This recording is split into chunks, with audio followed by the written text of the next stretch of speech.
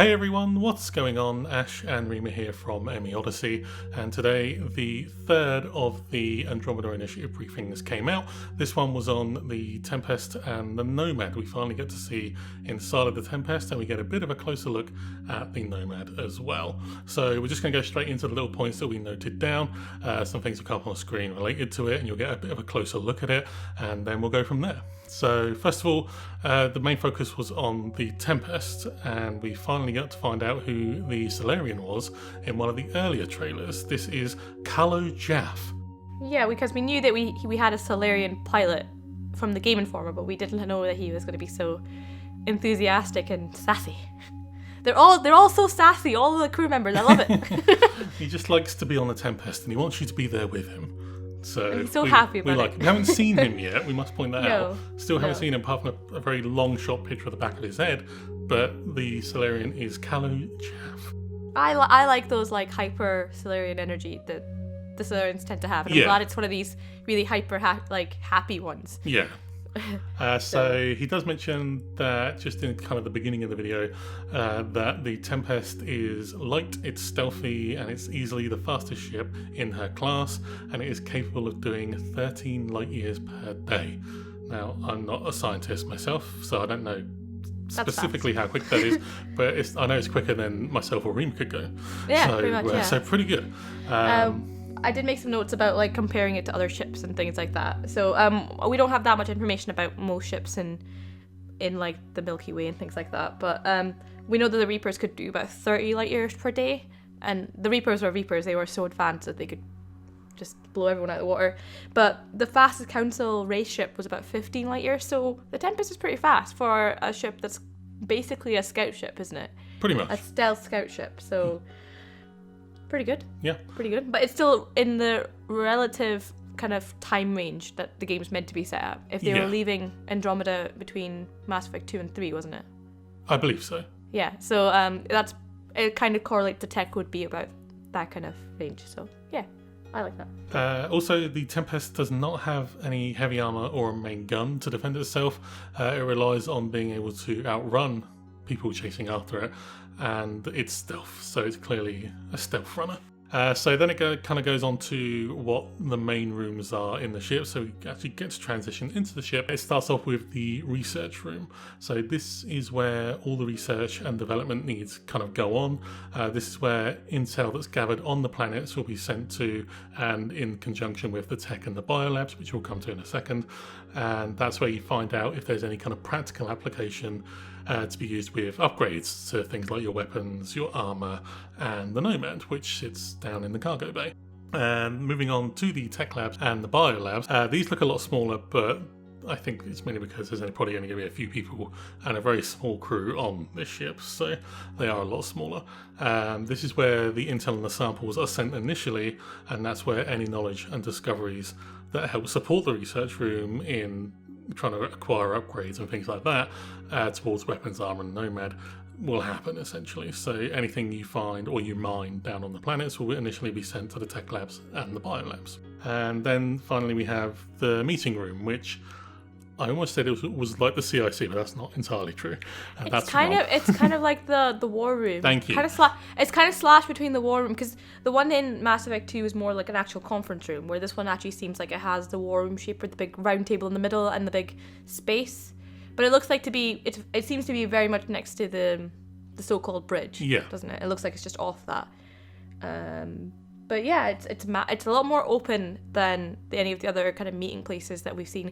It does actually kind of remind me of Mass Effect 1 when they sat in that little round conference room thing. Yeah. And they sat in a circle with like nothing in the middle. But this one has a table in the middle and no seats. This one's also got a big bay window.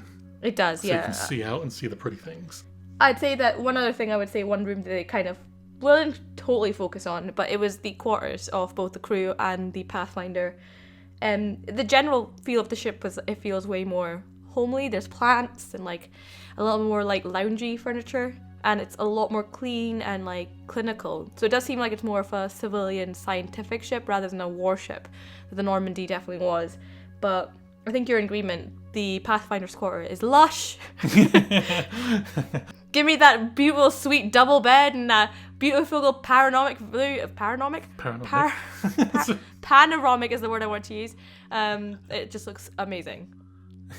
I think my writer's just gonna spend her entire time just chilling there. She's like, you guys go. I'm just gonna chill. Yeah. Hey, you guys go to the planet. You do your thing. I'll stay in here and just chill. And I like how the Solarian's like, it's off limits to anyone unless invited. Yeah. That made me chuckle. Wink, wink. Yeah, but it's really, really pretty, and it's so much. I'm not bashed on the Shepherd's quarters, but you can tell this is much more of a living space where obviously Shepherd was probably just gonna bunk and then get back to like all the business of like the war and stuff. Where this one's more like you're living on that ship. There were other little rooms mentioned as well. They weren't mentioned in any great detail, which is the engineering area, the armory, the med bay, the crew quarters, and the galley. It seems to be sort of crew can literally just kind of walk from one place to another fairly easily without having to, really have any difficulty about it. And I think that kind of falls into what was revealed during the Game Informer stuff, where they said going between sections of the ship would be a lot easier this time round, rather than going in a lift, loading screen, waiting. So I think it's all kind of interconnected somehow. So you'd have to go through loading screens and stuff. So that was very cool too. Oh no, we didn't mention the bridge, sorry. No, we didn't mention the bridge. Now the bridge we've seen kind of briefly in one of the previous trailers. And this is basically, you see the bit where the little kind of desk rises up in front of him and his little control panel. We get a very brief, kind of more detailed look at it, and you can see where our little friend Kallo sits on the right hand side.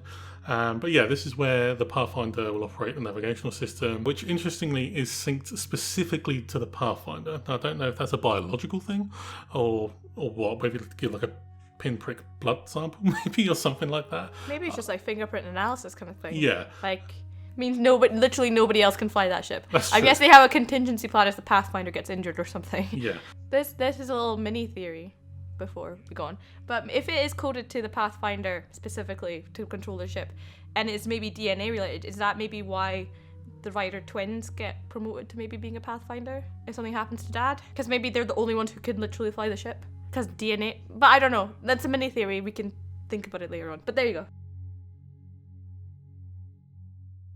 So it kind of talks about the kind of basic construction of it. Again, we got a lot of a closer view on it because we've been seeing it like driving about and stuff like that. But the main kind of points where it's powered by twin hydrogen oxygen fuel cells and also with the power of element 0. Did it kind of mention it was element 0 core? Yes. I think it was, wasn't it? Yeah.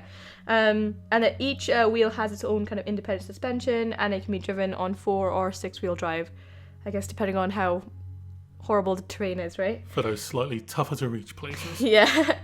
And it's equipped with a rear fuel injection booster that allows you to propel forward, and I'm going to use that and just immediately splatter against something, I'm sure. And it also says there's helium-3 micro thrusters that will make you be able to avoid the uncertainties while driving. That's your jump thrusters that everyone liked so much in the first game. So liked so much in the first game, okay. Yes. It also has shields, shield blast, life support radar, and of course it has customization. We saw a few shots of some paint jobs that some were cool, some were but I'm interested to see what kind of, can I make my Nomad hot pink? I really want to know. No, please, let me do it. No. And it also is the most important probably feature, I think, for the exploration, is it can scan planet surfaces and deploy mining drones and acquire important resources, which was kind of suggested in Game Informer. But it's basically I think it's going to be a really important tool while you're going to be going on the planet. I think the way they're gearing it up. And not much has really changed. It kind of gives us some more particulars, like helium-3 and element 0 cores and 4 to 6 wheel drives and all that kind of stuff. But it's pretty much the same of what we thought it was going to be from everything. So yeah.